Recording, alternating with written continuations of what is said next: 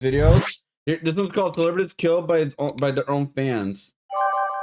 I saw the thumbnail. I saw Selena. I'm like, bro, she's up for parole this year. Unfortunately, her life was cut short by an obsessed fan. Can't believe that the poor guy died. It makes absolutely no sense whatsoever that he would die in such a senseless manner. It's always giving people the benefit of the doubt, you know, and look what it got her. The problem with being famous is that anyone can become your fan. I will say, yeah, when you're famous, dude, you gotta be cautious all the time.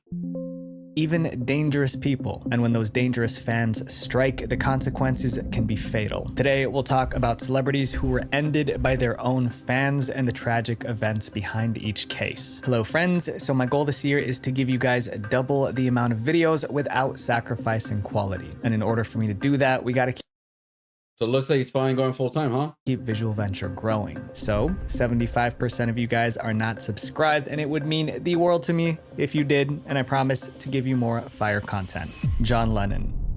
We're starting off this video with a bit of an older case. John Lennon was one of the world's biggest musicians, but in 1966, he said something that made his own fans turn against him. John Lennon was a member of the Beatles, which you guys have Well, is that what Yoko? Definitely heard of, but just in case, they were a super successful rock band. While talking about their success, Lennon said that the Beatles were more popular than Jesus. I just said they are having more influence on kids and things than anything else, including Jesus, but I said it in that way, which is the wrong way. For many Christians, this wasn't just a statement, it was an insult to their faith. And Are you fucking serious?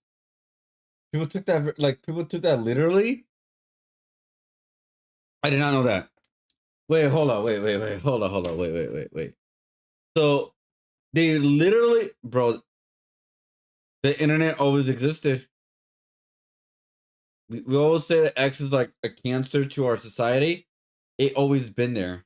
angry fans boycotted the band and even sent him death threats. However, as the years passed, the uproar died down and life moved on, at least for most people. But one man, 25-year-old Mark David Chapman, thought Lennon's comment was unforgivable, and he wanted to do something about it. Chapman started out as a fan of John Lennon. However, after the more popular than Jesus comment, Chapman found other reasons to resent him. To Chapman, John Lennon was a hypocrite. Lennon sang about living a simple life and rejecting materialism. But Lennon wasn't practicing what he preached. At the time, Lennon was worth around $200 million, equivalent to $620 million today. He lived in a lavish home, owned a custom Rolls Royce, and enjoyed a luxurious lifestyle. Chapman described his feelings, saying, "John Lennon told us to imagine no possessions, and there he was with millions of dollars and yachts and country estates, laughing at people like me who would believe the lies and built a big part of their lives around his music." Chapman decided Lennon needed to be Well, I will say this: if you're famous, don't ever go like, "Oh, I don't need a lot of mature stuff," and you're buying a lot of mature stuff.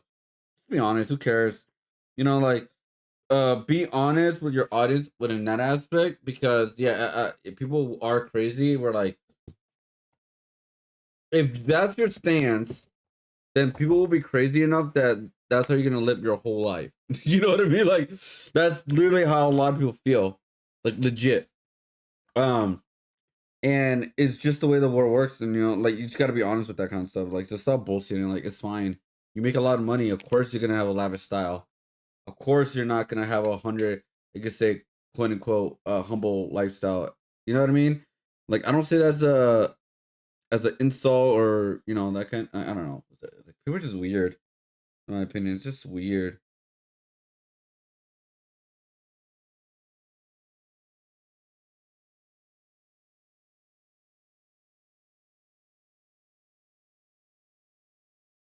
All right, sorry guys, I was getting a pose for one of my characters.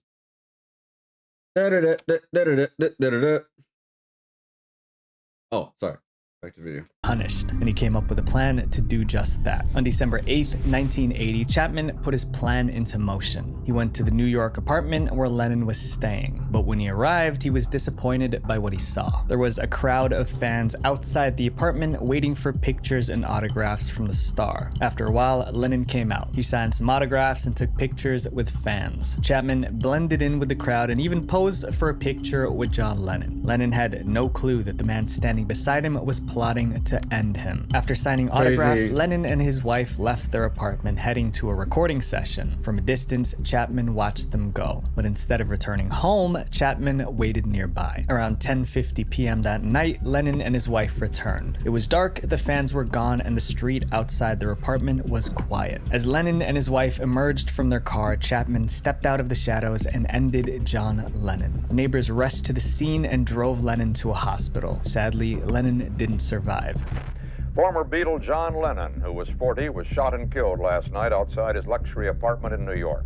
What makes this story even stranger is what Chapman did after the crime. Chapman remained at the scene and appeared to be reading a book when New York City police officers arrived. He didn't resist arrest. In 1981, Chapman was sentenced to 20 years to life in prison. Since then, he's been denied parole 13 times, with his most recent request rejected in 2024. This next case is a head-scratcher involving angry fans, cover-ups, and stories that don't add up. Albert Abbasse.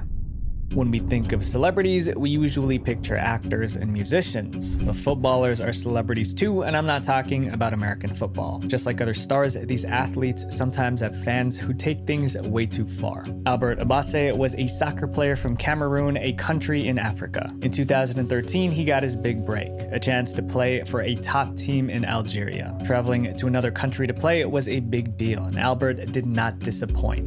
In his first season, Albert was the league's top scorer with 20 goals in 36 matches. He also helped his team finish second in the league. Albert was a hero. Fans loved him and his teammates relied on him. But all that changed on August 23rd, 2014. That day, Albert's team, JSK, played against their rivals, MC Alger. The match was a big deal for Algerian football. The rivalry between the teams was intense and fans were on edge. It was a close game, but in the end, Albert's team lost 2-1. As Albert's team walked off the pitch, anger erupted in the stands. Angry fans threw sticks, bottles, and other objects at the players. It was chaos, and the flying objects were dangerous. The players ran off the field, heading for the safety of their dressing room. At first, this didn't seem like a huge deal. The fans had a reputation for being rowdy, but hours later, devastating news broke. JSK announced that Albert was hit on the head by an object thrown from the crowd. He was rushed to the hospital, but didn't make it. A Cameroonian footballer playing in Algeria has died after being shot. That's how he died?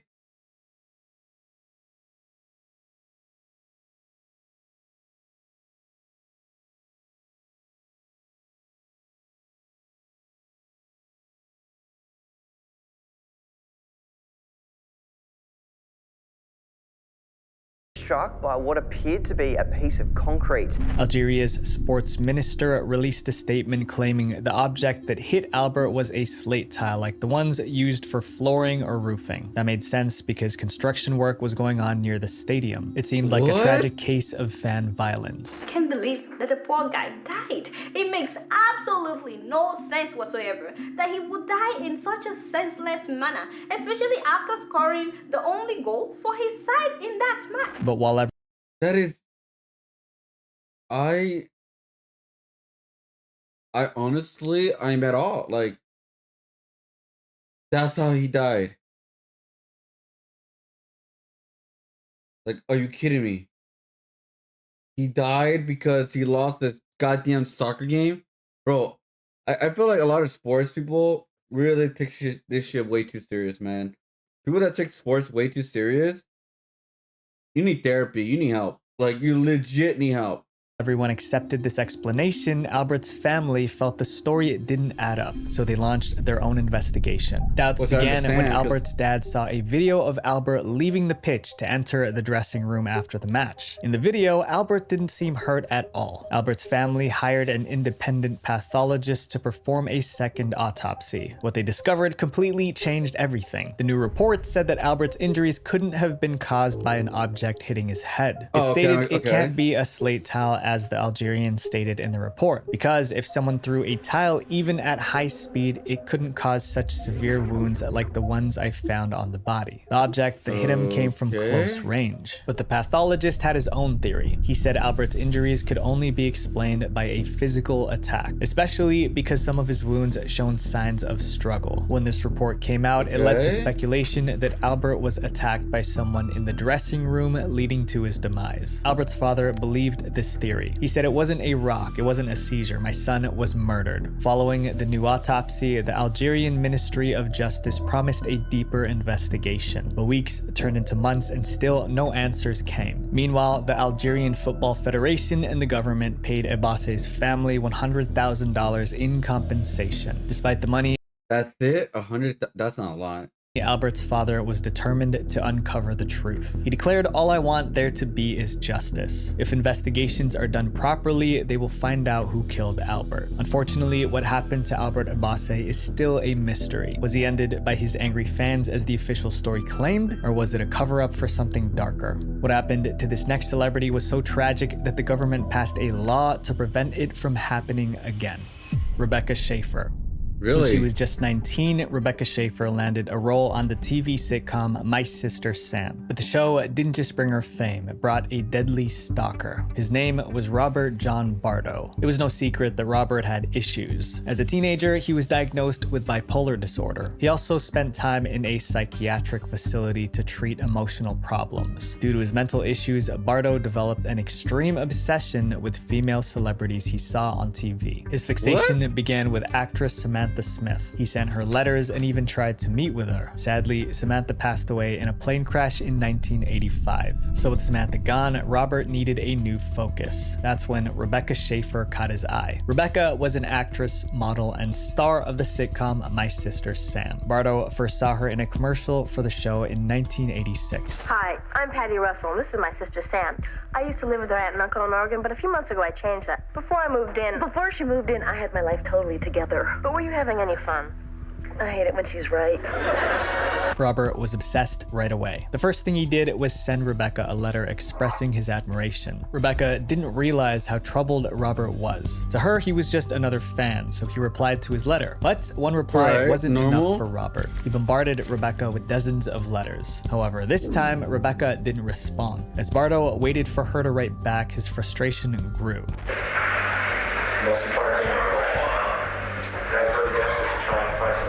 He's literally Stan from Eminem. Okay. Eventually, Bardo decided to stop waiting and visit Rebecca in person. He prepared like he was going on a date. He bought flowers and a teddy bear, then traveled to a Hollywood set where Rebecca was shooting a movie. But Bardo was in for a huge disappointment. The security on the movie set refused to let him through because Rebecca wasn't expecting any visitors. All his effort was for nothing. Now, Bardo was mad. He returned a month later armed with a knife, but security guards again prevented him from gaining access. At this point, it seemed like he would never meet Rebecca. Over time, his fixation on Rebecca started to fade. Then, one thing brought it all back. In 1989, Bardo saw Rebecca doing a love scene with another actor in a movie. Bardo was enraged by the scene, apparently out of jealousy. In his disturbed mind, Rebecca was no longer sweet and innocent, and she needed to be punished for becoming another Hollywood whore. Bardo paid a private detective $250 to find Rebecca's home address. Once Bardo That should be illegal. That should be 100% illegal. Wait, so the private detective find her address? That should be... There are certain jobs a private detective has to deny, especially if you have no relation. There's no reason why you have to find a certain person. I understand there's certain things you have to find, right? But like this right here, no. Doesn't matter how much money they're going to give you. That should be 100% illegal, and the private investigator should be arrested for that if anything happens to the person. Bardo knew where she lived, he got a weapon. On July 18th, 1989, Bardo showed up at Rebecca Schaeffer's home in Los Angeles. Inside, Rebecca was waiting for someone to deliver a script when she heard a knock at the door. Expecting the delivery person, she opened it only to find Bardo standing there. Bardo showed her the letter she had sent him and an autographed photo. He told her he was her biggest fan, but Rebecca was busy. She politely told him she had an interview to get ready for. She shook his hand, wished him well, and shut the door. In Bardo's disturbed mind, Rebecca just rejected him like he was bothering her. He went to a nearby restaurant, ordered a meal, and sat there replaying their encounter in his head. Anger and frustration consumed him. An hour later, he returned to Rebecca's apartment. This time, she recognized him as soon as she opened the door. Rebecca said, "You've come to my door again. Hurry up. I don't have much time." Then Robert ended her. She was only 21. After the crime, Bardo fled the scene but didn't have a solid escape plan. He was later seen wandering around aimlessly in traffic and arrested by police. Bardo was found guilty on first-degree murder and sentenced to life imprisonment without the possibility of parole. Rebecca's passing was a national tragedy, but it brought attention to the dangers of stalking. Rebecca's demise led to the passing of America's first anti-stalking laws in 1990. For the first time, stalking was classified as a crime with punishments like jail time and fines. Our next story is something most of you might remember. I was also a fan of hers back in the day. Christina Grimmie. Meet and greet is an event where fans can meet a celebrity, usually for a photo, autograph, or a quick chat. But after what happened to Christina Grimmie at her meet and greet, some celebrities now fear being in the same room with their fans. Christina was one of the first musicians to be... No, the only way you could do meet and greets nowadays is like heavily in security. Some of them you do have to get papped down. Like they do like extra security now on you, right? Like for example, like let's say in convention, right? You're if you cosplay, you will get searched. If you have a bad account, you will get searched. Like anything that looks suspicious or you could hide something, you will get searched. Even if you are working there. And I speak that with like me going to conventions to like do art shows and stuff. They search you like through and through. I haven't seen a show where they're like very lackluster. I'm pretty sure there probably still are some out there, but they have taken it way more serious with this kind of stuff, especially when celebrities are meeting people. Because again, you just don't know what certain people are they're just too weird. Become famous on YouTube. She blew up in 2009 because of one song. Hi, I'm gonna sing Party in the USA by Miley Cyrus. When it gets to the high notes, I don't really, it's kind of difficult for me to sing. My voice has been going through a lot of crappy problems. I hope you like it though. The video went viral and suddenly millions were watching her online. So I gotta get my model on. Not that I'm a model, because I'm so not a model. Christina caught the attention of big names in the music industry. Before long, she got a management team and her career took off. Christina released EPs, went on tour with Selena Gomez, and even competed on season. Yeah, I believe she was like one of the first celebrities, like who started from YouTube and was becoming mainstream. Like I believe she was like one of the first ones. I could be wrong. 6 of The Voice. By 2014, Christina Grimmie had over 2 million YouTube subscribers and a devoted fan base. She was on the brink of major success. Then she locked eyes with a man who would end her life, Kevin James Loibel. 27-year-old Kevin felt like he was a loner. He rarely left his room, spent hours on his computer, and had almost no friends. Most described him as socially awkward and detached. Then, sometime in 2015, Kevin discovered Christina Grimmie on YouTube, and he was mesmerized. For the next 6 months, he spent most of his waking hours watching Christina on YouTube and monitoring her social media accounts. As Kevin watched her, he became convinced that Christina was his soulmate. He decided to track her down and try to get into a relationship with her. But first, he needed to make himself presentable. Determined to impress her, Kevin transformed his appearance. He lost 50 pounds, underwent LASIK surgery, and had his teeth whitened and got hair implants. In 2016, Christina announced that she would be performing in Orlando. Kevin felt it was the perfect opportunity to finally meet her, so he drove over 100 miles to the event. But this meeting was not going to end well. On June 10th, 2016, Christina performed at Plaza Live in Orlando. After her set, she hosted a meet and greet. Fans lined up to take pictures and get autographs. Christina, ever so kind and humble, made everyone feel special. Oh, you're scared. You wrote me a letter. At exactly 10:24 p.m., Kevin James Loibl reached the front of the line. As he stepped forward, Christina opened her arms for a hug, but instead of hugging her, Kevin ended her. Christina's brother Marcus tackled Kevin to the ground, but Kevin managed to break free. Then Kevin backed against the wall, ended himself. Grimmy's brother Marcus immediately dove over a merchandise booth and tackled the gunman to the ground. By the time the paramedics arrived, it was too late to save Christina. She was gone. This tragedy wasn't just like, that's the crazy thing. Like, what the fuck was the point? Like, if that story was true of him being presentable and him shooting his shot, I'm not trying to make it like a light of it, but it's like, what was the point? You're just gonna end up killing her and you kill her. Like, what? That makes zero sense to me.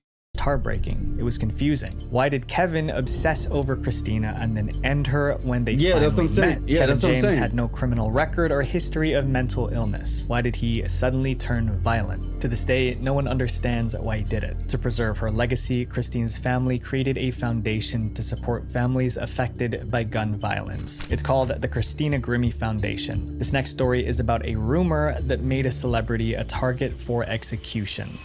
Dimebag Darrell. Fans are sad when their favorite band breaks up, but eventually they get over it. However, when heavy metal band Pantera split, fans were so mad that someone ended up losing their life. Pantera wasn't just any band. They sold 20 million records with 4 Grammy nominations, making them one of the most successful bands in heavy metal history. Cowboys from Hell made Pantera a household name, and their subsequent albums, Vulgar Display of Power and Far Beyond Driven, were released with much success. Despite their success, the band members didn't really get along. Creative differences and personal clashes made things tense. By 1996, it was so bad that they couldn't even record an album together in the same room. They had to work separately. The tension lasted for another 7 years. Finally, that is crazy. That's like a straight out like hate it or love it, 50 Cent and The Game making that music video where they couldn't be put in the same room.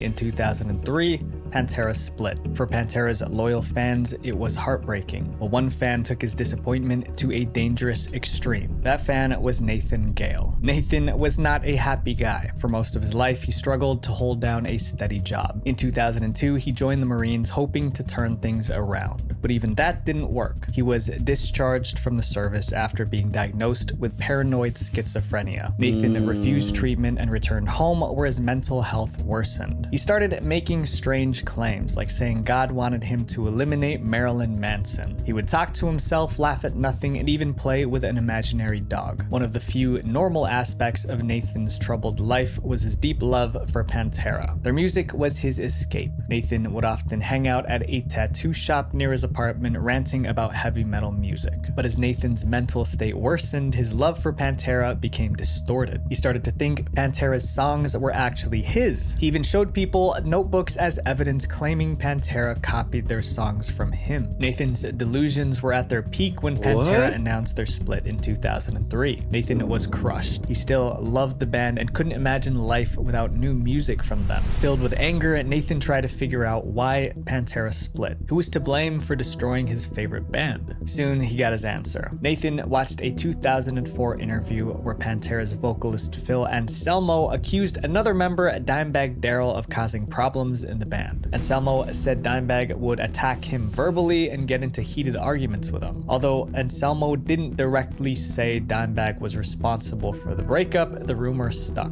and some fans believed Dimebag was to blame for the split. Now Nathan had someone to blame. In his disturbed mind, Dimebag Darrell was the enemy. In December 2004, Nathan heard that Dimebag Darrell would be performing at a nightclub in Ohio. Nathan attended the event. Then he made his way through the crowd trying to get close to the stage. When Nathan was close enough, he jumped on the stage and yelled at Darrell, "This is for breaking up Pantera." Before Dimebag could respond, Nathan ended Darrell's life. People screamed and scrambled to escape, but Nathan didn't make it out. In the midst of the panic, a police officer at the scene shot him before he could hurt anyone else. The next day, the headlines read, "Band Split Set Off Slayer." It was one of the saddest days in rock music. The next story also involves a singer, but the one who ended her life was the last person anyone expected. Selena Quintanilla Perez. Oh my god. Any fan would love the chance to work with their favorite musician, But when Latin singer Selena got into business with her biggest fan, it set off a chain of events that cost Selena her life. Latin music is massive today, but it was Selena Quintanilla that helped make it happen. Selena made music that was a blend of traditional Mexican and American music styles. After releasing her first album in 1989, she churned out hit after hit. By 1994, she won a Grammy for Best Mexican American Album. That same year, her latest album became one of the best-selling Latin albums in the United States. She was gonna be like one of the first artists to be from Spanish to English,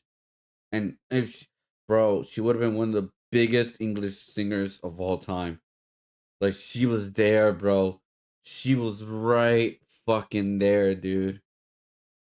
Selena performed at sold-out concerts across the US and Mexico. It was at one of these shows that Selena met 31-year-old Yolanda Saldivar. Yolanda swore she was Selena's biggest fan, but she didn't want to be an ordinary fan anymore. She wanted to start a Selena fan club. It sounded like a good idea, so Selena agreed. Unfortunately, that decision to start a fan club would lead directly to Selena's demise. At first, Yolanda seemed like the perfect fan club president. She even quit her career as a nurse to run the club full-time. And although she was earning less than she made as a nurse, Yolanda was dedicated. Her efforts paid off. In just a few years, the fan club grew to over 8,000 members, becoming one of the largest in the San Antonio area. The success brought Yolanda and Selena closer. They became friends. Selena trusted Yolanda so much that she hired her to manage a chain of clothing boutiques Selena owned. It was an important job. Yolanda was authorized to write and cash checks and had access to bank accounts associated with the fan club and she fucking boutiques. got greedy. But not and everyone stole from her. trusted Yolanda. Before long, people close to Selena started raising concerns about Yolanda's attitude. Employees at Selena's boutiques were the first to complain. They said Yolanda was always nice when Selena was around, but treated everyone terribly when the singer was away. Yolanda was also power hungry, firing anyone she didn't like. Soon, the employees at the boutiques dropped from 38 to just 14, but it got worse. By January 1995, fans began complaining that they hadn't received the fan club merch they paid for. At this point, Selena was concerned. She didn't want to look like she was scamming her fans. So Selena's team launched an investigation, and they finally understood how bad things were.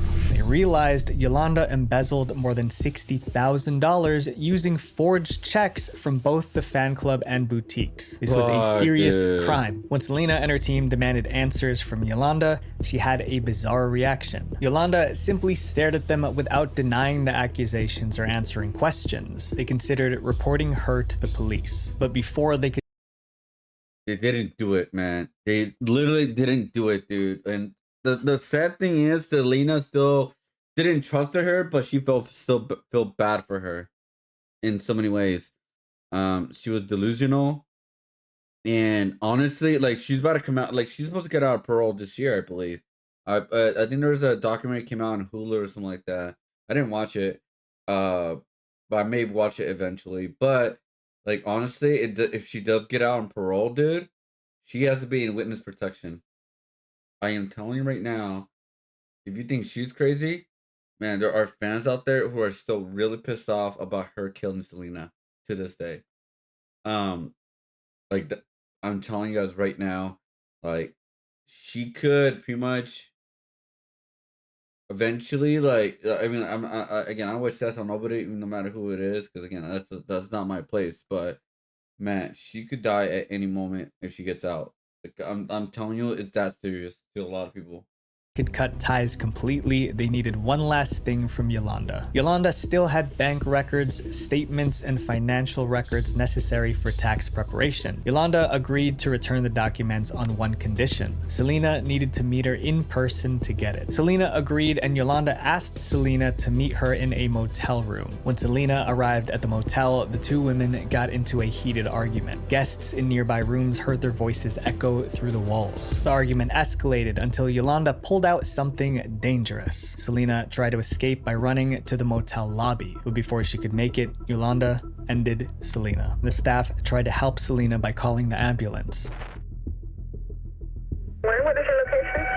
Days Inn Motel, it's 901 Navigation Boulevard. What's wrong, man? We have a woman ran in the lobby, said she's been shot. However, by the time paramedics got her to a hospital, it was too late. Selena Quintanilla was she only bleed out. 23. After Yeah, the she crime, bled out. Yolanda tried to escape in her truck, but police blocked the road. What followed was a 9-hour standoff as Yolanda sat in her vehicle refusing to come out. Assistant Police Chief Ken Bung tells us that they have provided the suspect with a telephone and have been in constant contact with her, trying to get her to give herself up. talk to However, my as you can mother. see, there is still, bitch. their efforts are still fruitless. Finally, Yolanda surrendered and was arrested. In 1995, Yolanda was sentenced to life in prison with no eligibility for parole for 30 years. In 2025, Yolanda applied for parole, claiming she was being targeted by other inmates who want justice for Selena. She's telling currently you. in the parole review process. Selena telling could have you. had a much longer career, but Yolanda took that An future icon, away. dude. So for Selena's fans, justice means Yolanda stays behind bars forever. Everyone makes mistakes, including celebrities. But what happens when an angry fan decides a celebrity's mistake can't be forgiven?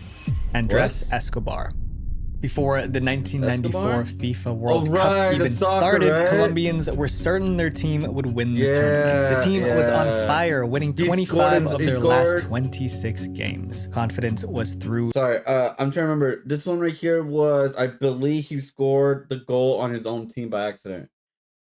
I believe that's what he got him killed. The roof. But this positivity had a dark side. The expectations were so high that if the team didn't deliver, Colombian fans would be heartbroken or angry. All that pressure fell on the players' shoulders, and in soccer, pressure leads to mistakes. Colombia entered the tournament as the clear favorites, but they got off to a horrible start. They lost their first match 3-1. Colombians were outraged. Fans demanded the team step up for the next game, but instead of making a comeback, things went from bad to worse. And it was all because of one of Colombia's star players, Andres Escobar. Andres Escobar was one of the best players in the Colombian team. Fans called him the gentleman because of how calm he was. However, during Colombia's second match against the US, Andres made the worst mistake of his career. Andres tried to block a pass from the Americans, but instead of stopping the ball, he accidentally deflected it into his own net. That own goal gave the US the lead, and Colombia went on to lose the game. Just like that, their World Cup run was over. Colombian soccer fans were furious, and many directed their anger at Andres Escobar. As the Colombian team flew home, Andres knew millions of angry fans were waiting to confront him. When Andres returned to Colombia, he tried to calm the nation by writing a letter to the media. Part of his letter read, "We must be gallant in victory, but much more so in defeat. But please let the respect remain. See you soon, because life doesn't end here." Unfortunately, his words didn't do much to calm tempers. A few days after returning from the World Cup, Andres decided to go out to a nightclub with some friends. Not everyone thought. Bro, I'm telling you, man. If you're a sports fan, you take this shit way too serious. You need therapy. You need help. You're mentally ill. It was a good idea. His coach warned him to lay low, saying the streets are dangerous. Andres stay home, but Andres didn't take the warning seriously. At the nightclub, two substance traffickers named David and Santiago Gajon spotted Andres as he walked in. They started mocking him, taunting him for scoring an own goal. Soon, the teasing turned into insults, and Andres decided to leave the club. But the Gajon brothers weren't done with him. Understanding the gravity of the situation, Escobar decides to leave and goes to his car. Yet, he doesn't realize that the four people who initiated the nuisance in the bar follow him. When Andres got into his car, the men were right there. Before driving off, Andres tried to explain one last time that the own goal was just a mistake. But then, one of the men pulled out a weapon and fired. Then the men fled. Andres Escobar passed away at 27. Andres' murder was an embarrassment for Colombia. How could a soccer player lose his life over a game? If fans hurt players every time their team lost, sports wouldn't survive. Eventually, the Gajon brothers were arrested and charged. But instead of taking the blame, they pinned it on their bodyguard. They allegedly paid their bodyguard to take the fall, and he confessed to the crime. The bodyguard was sentenced to 43 years in prison. However, he was released for good behavior after just serving 11 years. To this day, some people believe the case was covered up and that the real culprits got away. Up next is the story of a man who conquered the fashion. I believe it's like, they said like it was like part of like cartels or some like crime organization, and so they just paid him off, I believe. the world only to be cut down in his prime. Gianni Versace. If Gianni Versace knew that someone was coming to end his life, he could have hired dozens of bodyguards to protect him. After all, he was worth $807 million. But the way he was murdered was so shocking, so unexpected, that there was almost nothing he could have done to stop it. Gianni Versace started his fashion label in 1978. His unique designs were an instant hit. I like his clothes because I think he's got a unique perspective, and there's always a sense of wit to his clothes. Some little thing that you think, oh, wow, I never thought of that. But it wasn't just his clothes that people loved. Gianni Versace himself became a celebrity, but that fame came with fans. And one of Versace's fans, named Andrew Cunanan, was about to become a criminal. Andrew Cunanan loved attention from a young age. He grew up in a wealthy family and never lacked anything. He got everything that he needed. My dad gave him a sports car, and actually he had the master bedroom, he had his own bath and everything. But his perfect life didn't last. In 1988, the police discovered that Andrew's rich dad was involved in financial crimes. To avoid getting arrested, his dad fled the country, leaving Andrew behind. Almost overnight, Andrew, who was used to a life of luxury, was penniless, but he was ready to do anything to maintain his lifestyle. Anything except getting a real job. Andrew befriended wealthy older men who spoiled him with money and gifts. For a while, this allowed him to keep up appearances, but it wasn't just the money he wanted. Andrew craved status. Being accepted in high society and by wealthy people was what he expected. If he didn't get them, he was lost.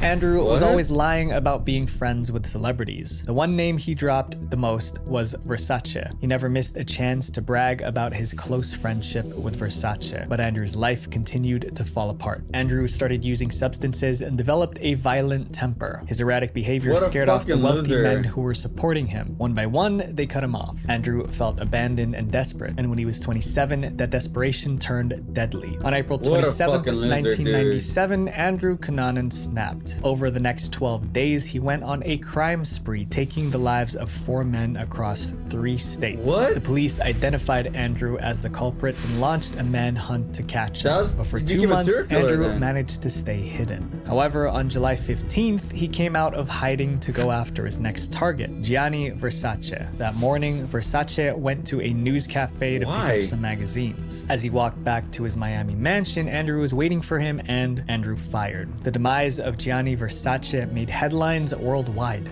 The designer to stars like Princess Diana and Madonna gunned down in broad daylight right in front of his Florida mansion. Within hours, a suspect is named.